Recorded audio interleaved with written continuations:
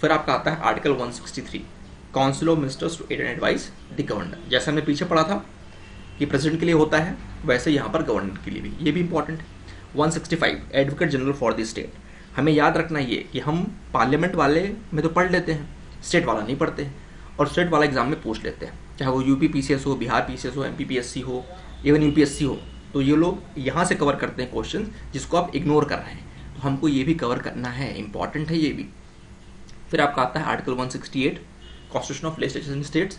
169 and 170, abolition और creation of legislative councils in the states. 169 इस पर बहुत इंपॉर्टेंट है, अभी आंध्र प्रदेश में बात चल ही रही है, ठीक है। फिर आता है 170, कैसे कंपोजिशन होता है लेजिस्लेटिव असेंबलीज का। 171, कैसे कंपोजिशन होता है लेजिस्लेटिव काउंसिल का।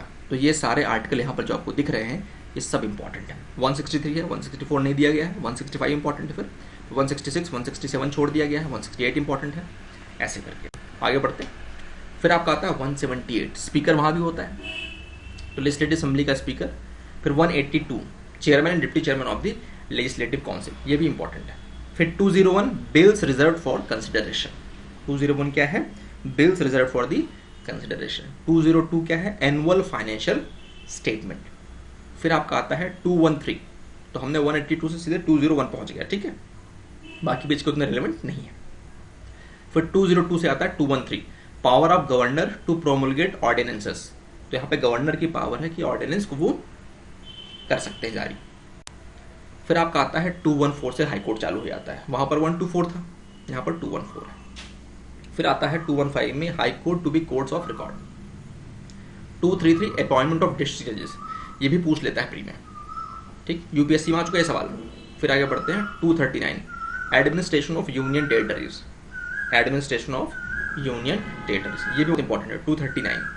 फिर 239A उतना रेलेवेंट नहीं है, लेकिन यहाँ पर बात होती है क्रिएशन ऑफ लोकल लेजिस्लेचर्स और काउंसिल ऑफ मिनिस्टर्स और both for the union territories. फिर आपका आता है पंचायत।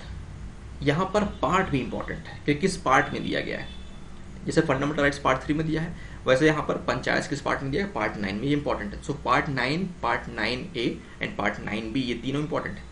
सो 243A में दिया है ग्राम सभा, ये पूछता है एग्जाम में कि ग्राम सभा कहाँ दी, ये हमको याद होना चाहिए। फिर 243I में दिया है कि फाइनेंस कमीशन एक होगा इनके लिए, ये पूछता है एग्जाम में। फिर 243K, elections to the panchayat, ये भी पूछता है एग्जाम में, ठीक, कि कहाँ पर दिया गया है। इतना ही नहीं, अगर आप एक मेंस का आंसर लिख रहे हैं, चाहे वो यूपीएससी का हो, पीएससी का हो या जुडिशरी का हो, आपको ये सारे आर्टिकल लिख करके ही आने चाहिए, ये तो नंबर किस बात का मिलेगा भाई, ये सब तो लिखना ही पड़ेगा।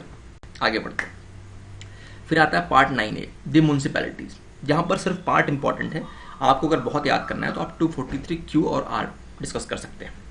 यहाँ पर यह भी इंपॉर्टेंट है, कई बार पूछ लेता है कि कहाँ से कहाँ तक पंचायत दिया गया है, कहाँ से कहाँ तक म्यूनसिपैलिटी दिया गया है, या कहाँ से कहाँ तक कोऑपरेटिव सोसाइटी दिया गया है।